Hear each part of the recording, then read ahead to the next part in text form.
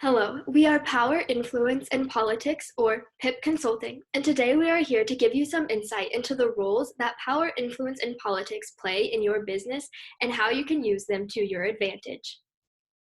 I'm Callie Yulin, and I'm the Creative Director for PIP, so I handle things such as the creation of PowerPoints and videos like the one you're viewing today.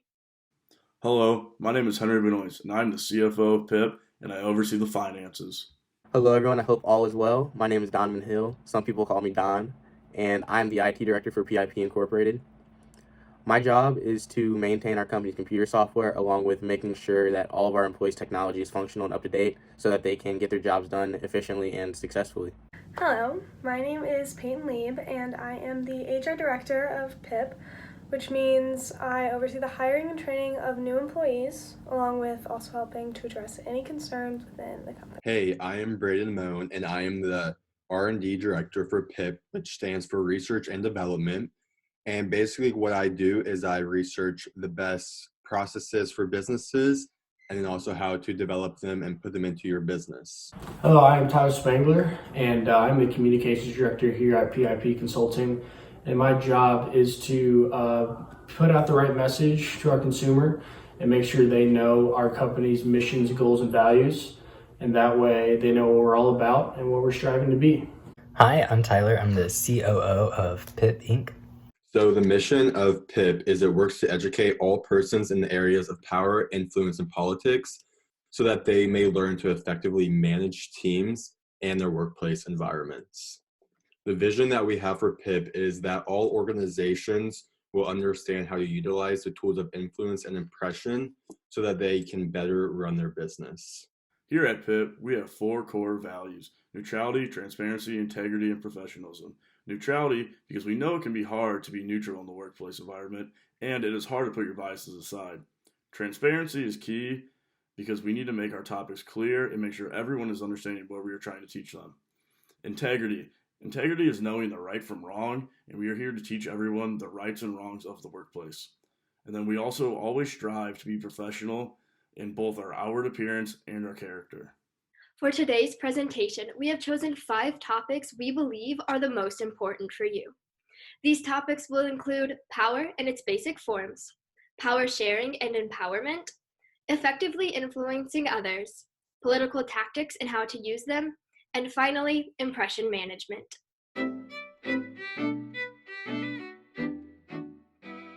So what is power? So power is essentially when someone has the ability to influence one's decisions, whether that's by physical means or by other factors. So getting into the 5 bases of power, we'll first start off with legitimate power. So legitimate power is like a manager or a professor. It's a title that's given by a higher authority. Next up, we have reward power. So reward power is getting compliance from someone or something and by giving something back in return. So an example of this could be the KU School of Business having a partnership with Georgia Pacific for paper.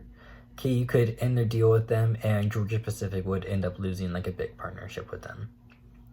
And then next up, we have coercive power. So coercive power is when actual threats or consequences occur in order to get something. So an example of this could be something as simply as a bully at school, or it could be Walmart threatening to cut off one of their partnerships in order to get a better deal. Next up, we have referent power. So referent power comes into play when your social characteristics are involved. So an example of this is like a well-liked manager in the office. Most of his employees look to him highly and strive to be like him as a manager, so he possesses that referent power. And then finally, we have expert power. So expert power is when your knowledge of information gives you an advantage over others. Managers often have expert power because they know the work assignments ahead of time, and then they also know like the raises and bonuses that are going to be occurring like before the rest of their employees do. So getting into position power versus personal power, we can see that with position power, it is power that's held because you have a specific job or authority that gives you that power. So under there, we have legitimate power, coercive power, and reward power under position power. And then next up, we have personal power. So personal power is power you hold even without having a specific title given to you. So listed under this, we have expert and referent power. So when it comes to using power responsibly, ethically, and effectively, it's a very delicate process. According to an article called How Power Corrupts the Mind by Brian Resnick in The Atlantic, he paints a picture that shows how dangerous power can actually be for one person and just what's going to happen if you're not prepared to handle that. So it can easily get to someone's head if you're not prepared for their position. Having a set of personal values as well as company values that you agree with will help create a harmonious workplace. And with that, you'll just have better organizational behavior within the whole company. And then next up, when it comes to the 5 bases of power and commitment and compliance, we see that with the 5 bases, that legitimate power can often be negative and positive, while reward and coercive power tend to produce compliance as well as resistance, compared to expert and referent power, where they tend to foster commitment. So as you can see, power is incredibly delicate and intricate, and so having a better grasp on that will help, especially when it comes to learning about sharing and empowerment later on.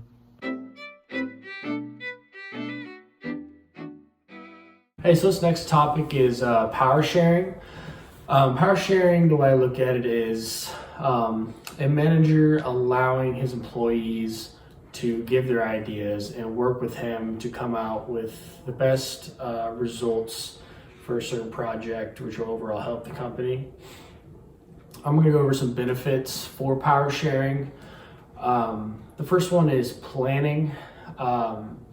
Whenever a project is assigned to a group, the project leader usually is ahead of like the planning of what's going on, but that project leader needs to let everyone else help him plan and help plan for the best result and the best work that they can essentially do for that project.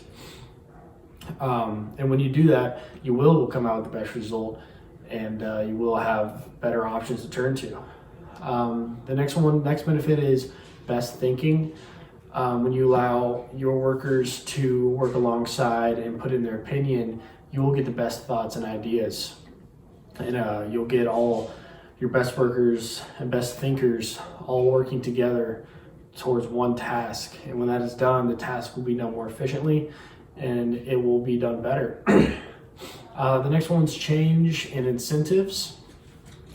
Let's say the overall kind of environment that you're having throughout your project group is not very motivated, and say the boss is kind of taking over, or the project manager, and the people below him are kind of scared to put out their ideas, and they're not very confident in themselves. But with power sharing, if he does let or make them feel more comfortable with it, then you can totally change the incentives of the group. They become more motivated, more dedicated, and more confident in the work they do, and they'll care more about the work they do and know that it actually has purpose.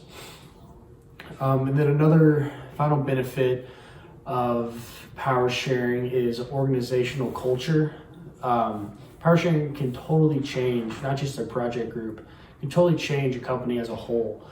Because whenever employees know that what they say actually matters and will be heard, and it's not just what boss says, what like boss will do, if they actually can help and put out their ideas, they can totally change the culture of the entire company, which can result in better work overall. And then I put a little fun quote in here by President Eisenhower that I wanted to kind of relate to power sharing. It's you do not lead by hitting people over the head. That's assault, not leadership. And when I first read this, immediately I thought that when you're a leader, you don't push people down. When you're a project manager, you don't hold back your workers. You want them to put their best foot forward, put their best work in. The only way to have them do that is by letting them know that they matter and that you want their opinions heard. and thought that was a little fun way to look at it. Empowerment is the effort to enhance employee performance, well-being, and attitude. It is evident due to the amount of business meetings we all know both employees and management both have that the workload of companies is a large one and one that needs to be shared. This need to share work is what brought the two forms of empowerment about.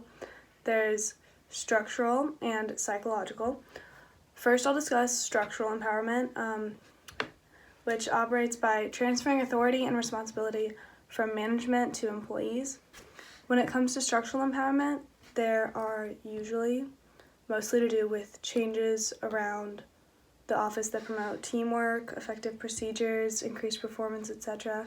This form of empowerment is really more physically visible in the environment of the workplace as a whole, I think. A little different, but still just as important, is psychological empowerment. This form is much more focused on the mental aspect of building people up. So this means that usually management, will give the employees a reason to see meaning in their jobs and not just some 9 to 5 that needs to be done to get a check.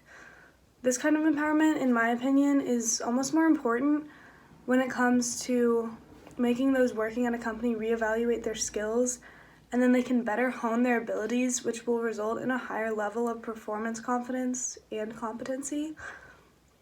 I think that psychological empowerment is more beneficial specifically to employees because psychological empowerment is something that they can take to their next job that will allow them to continue climbing the business ladder and reach for their goals. And in kind of contrast, I think that structural empowerment is more beneficial to the actual company because it'll increase turnover rate, and since it's a more physically visible entity, it can be a big drawing point that brings in new employees.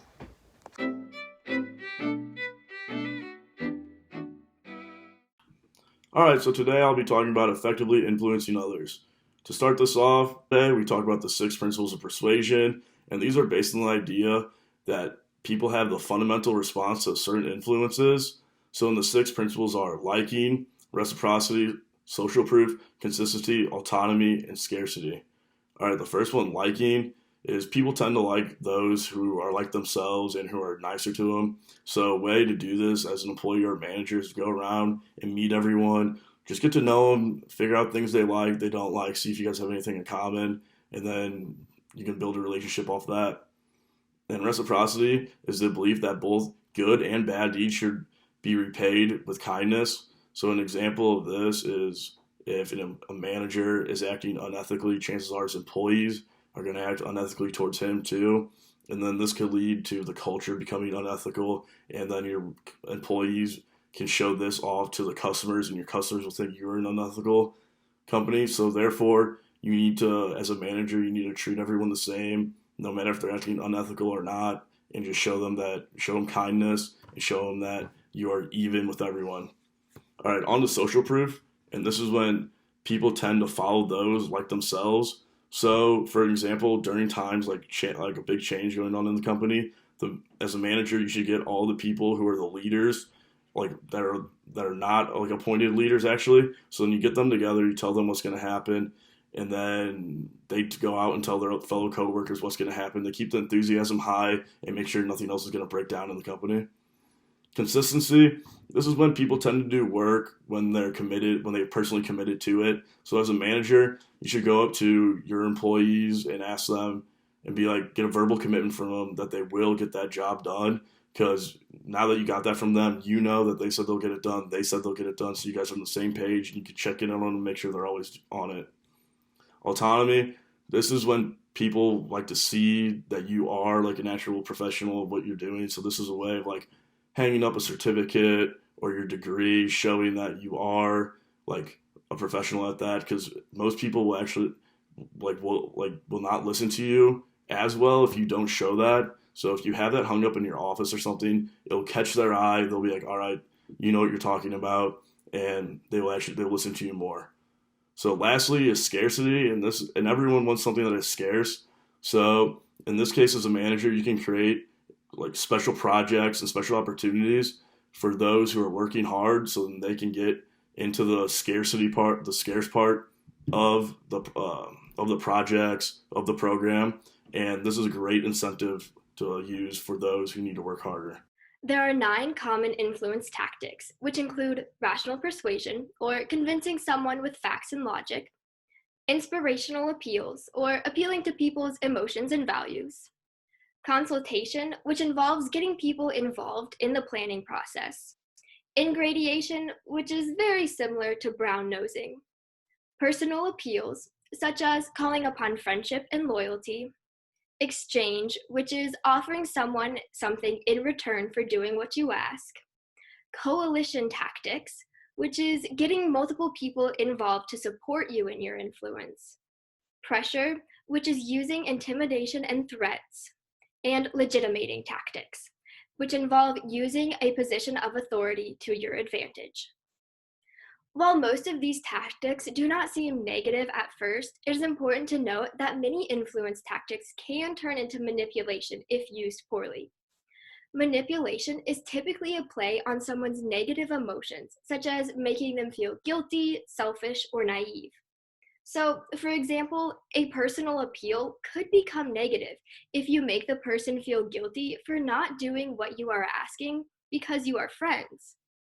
It is also important to remember that if you feel negative emotions while someone is trying to persuade you to do something you wouldn't normally do, you are most likely being manipulated. However, keep in mind that influence tactics are a necessary tool to moving people towards a goal, and they should not be viewed as bad if they are used correctly.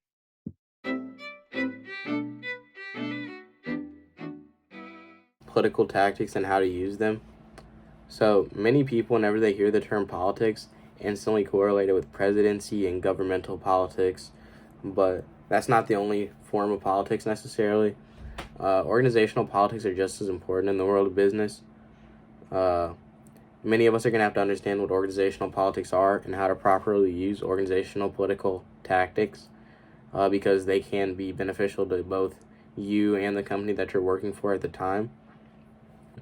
Organizational politics are intentional acts in pursuit of self-interest that conflict with organizational interests. Now, this definition may come off as sounding negative, especially in the parts that read self-interest that conflict with organizational interests, but with the proper understanding and use, organizational politics can be very, very, very beneficial to your company. So touching on the first bullet point of positive OB, with the proper understanding of positive OB, this will allow you to persuade others to accept your point of view that could differ from the company's point of view, and then generate a new plan that will benefit your company's success. So with that, completely understanding both positive OB and organizational politics can allow you to realize the upsides that political tactics could bring to your company, and furthermore avoid the downsides that they could bring also. So most organizational political action is stemmed from uncertainty, whether that's employee uncertainty, like with the jobs that they've been given by their higher ups, or managerial uncertainty with the managers not understanding what their jobs are supposed to be doing. So organizational politics can have both a positive and negative effect, but with the good understanding, many good managers and leaders can avoid the negative effects properly. So one example of positive organizational politics is when a person or a group of people work on, for instance, a project that may not necessarily benefit the company at the moment, but it could benefit the company in the future. So, for example, a marketing team for a company could be doing research about new technologies that are coming out that could be potential investments or partnerships that could benefit the company. And while this may not be something that the company is interested in at the moment, this could give the company overall just higher leverage over their competition. So a negative effect of organizational politics include increased stress and higher turnover rates. Now, this is because, as I said before, most organizational political action is stemmed from uncertainty, So some people may not have the initiative to do outside research and just will be left with cluelessness and having no clue what to do and what their company needs from them. And this could build stress, and then could build enough stress where they just don't want to work for the company anymore just because they don't feel like they have the proper guidance and direction. So that could be a negative effect of it. But moving on to the different organizational political tactics, the top 3 political tactics are networking, key players, and relationships. So building a network of useful contacts is very important in organizational politics. Building a nice network both within and outside of your company can be very beneficial to your company's success because, say for instance, you're working for a distribution company and one of your friends is working for Apple, and you could just build a connection with him and get your distribution company working with Apple, just building new connections and new business ideas and business ventures that could just benefit your company's success. And then using key players is also another very important political tactic, especially whenever you're trying to persuade someone higher up in the business to follow your idea that could differ from the company's ideas.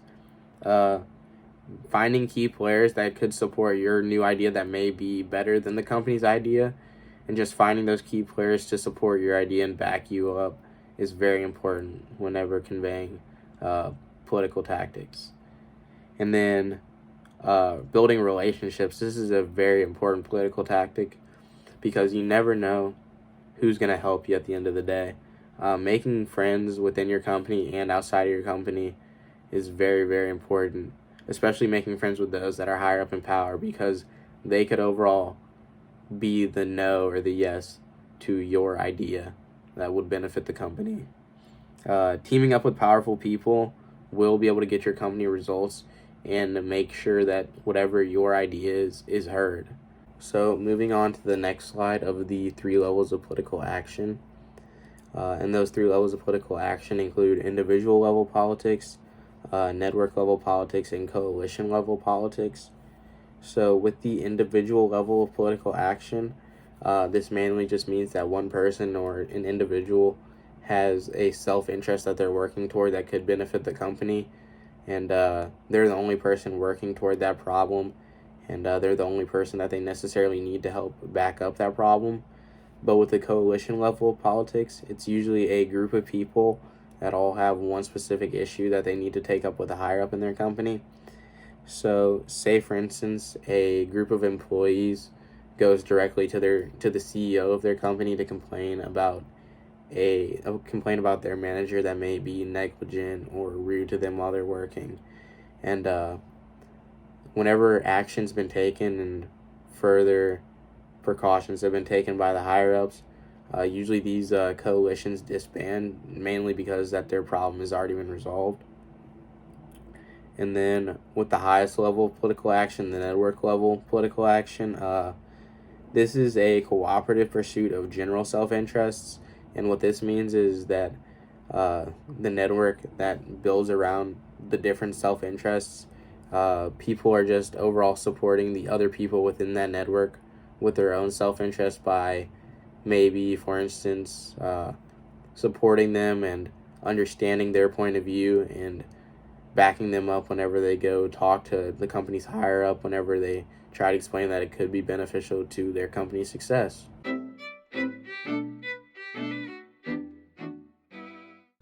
Hey, so the next topic we're going to cover is making impressions. It's very important to make a good first impression at your job interview or even when you're first starting out your career, because it can really help you establish relationships and propel your career in the right direction that you want it to be.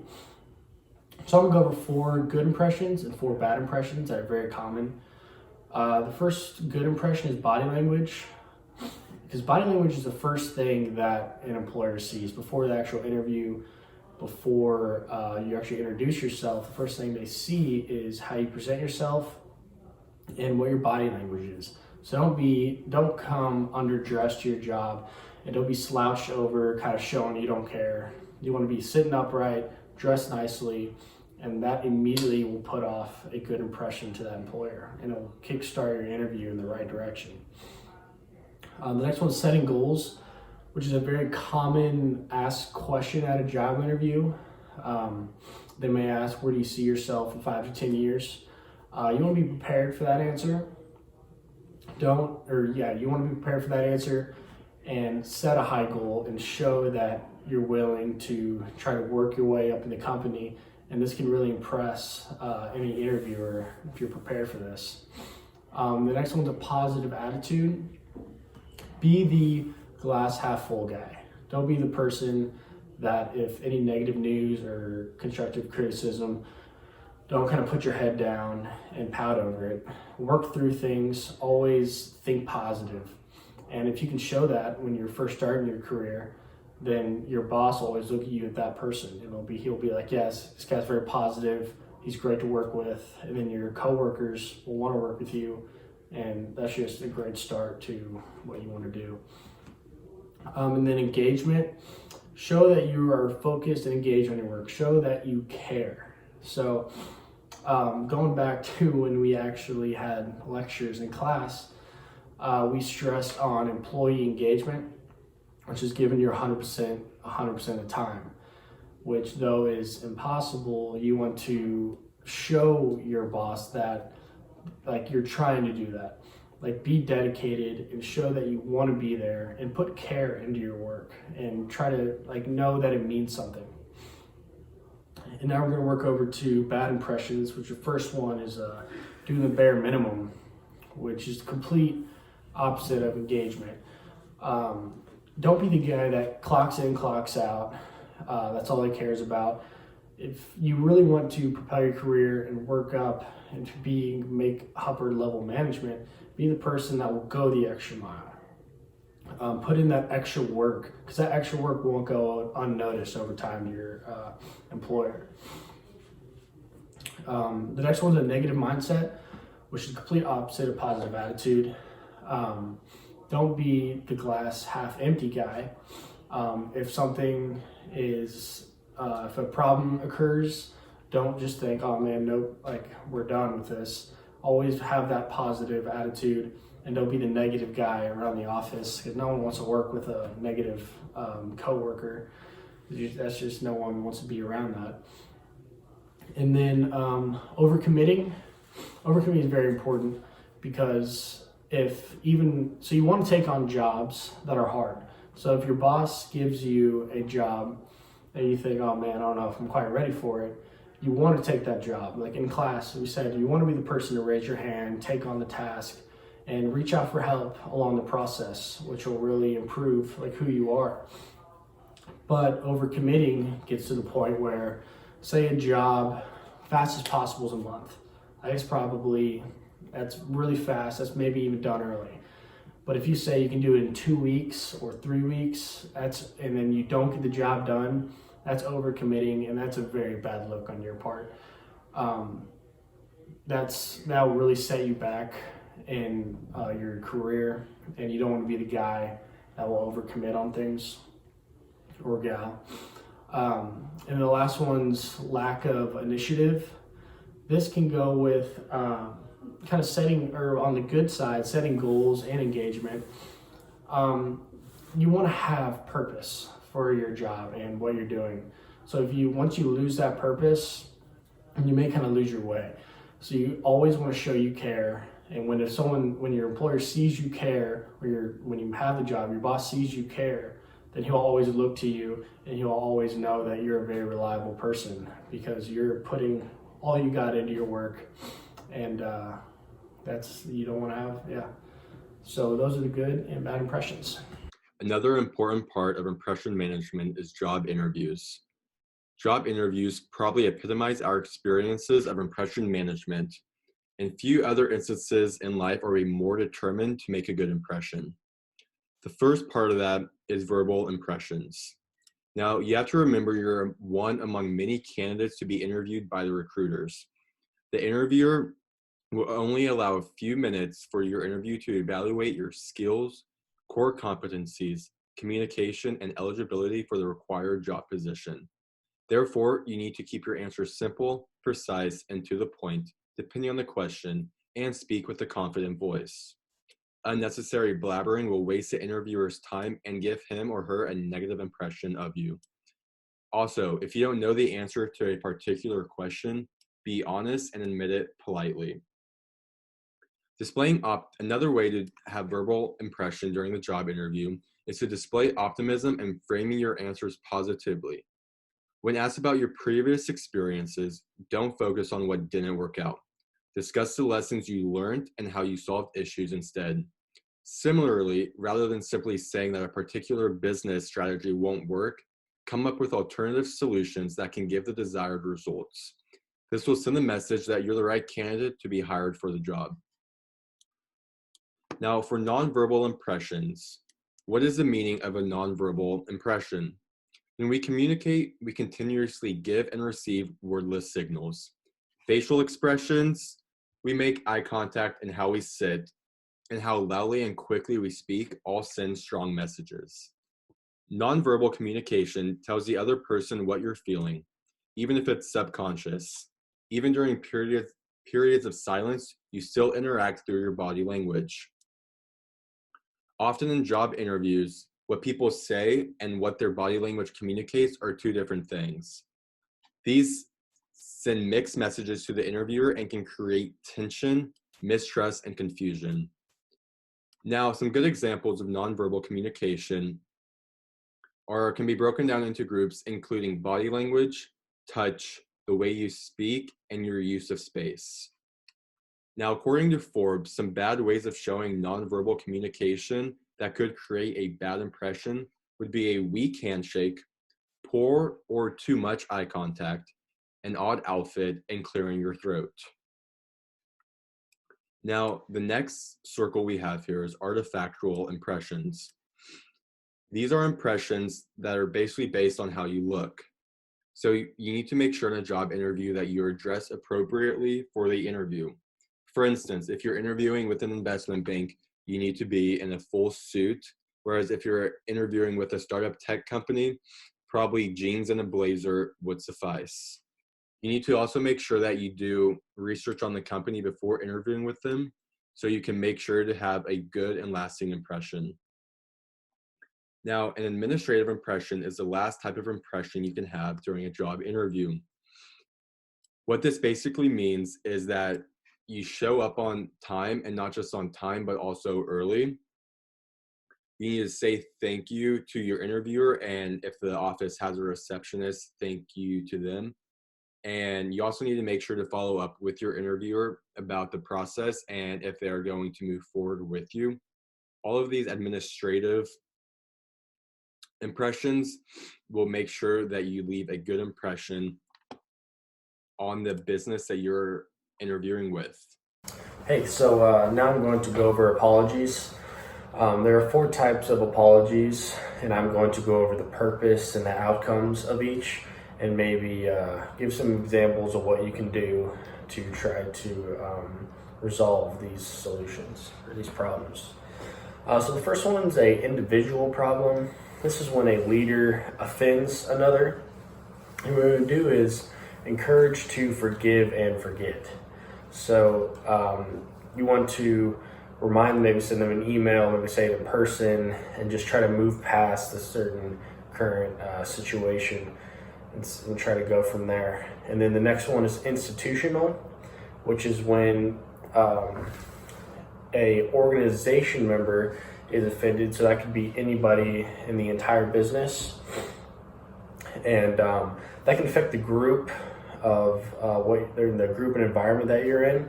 So you're going to want to restore functions within that group. And that can be a small group, that can be a large group. You can count a group as pretty much your entire department in your company. So you want to really restore relations within that area of problems. And then next one's intergroup. And I look at this one as an actual smaller one. So the definition is offended an external party. This is also, you have to repair the relations within the group. you don't only have to repair the relations with the problem or with the person that the problem occurred, but you need to repair around in the entire group. You need to let the rest of your group members know that you're working towards a better solution. And then the final one is morale. This one is just an example of a wrongdoing that is regretted. So this is pretty much any problem that you unintentionally create, or and you regret it. So the simple solution is to request forgiveness for that action. So that can be, like I said in the first example, sending an email, sending a voicemail, text, or in person even, and kind of go over what you did wrong, and request their forgiveness, and request that you can prove yourself right. Thank you for taking the time to learn more about organizational power, influence, and politics, and how you can use them to your advantage. One of the most important things to remember about each topic is that these are everyday aspects of business that can be used to increase workplace efficiency, and not topics to be feared or stigmatized. So now that you know more about each, we hope that you will be able to use this information to further optimize your work interactions.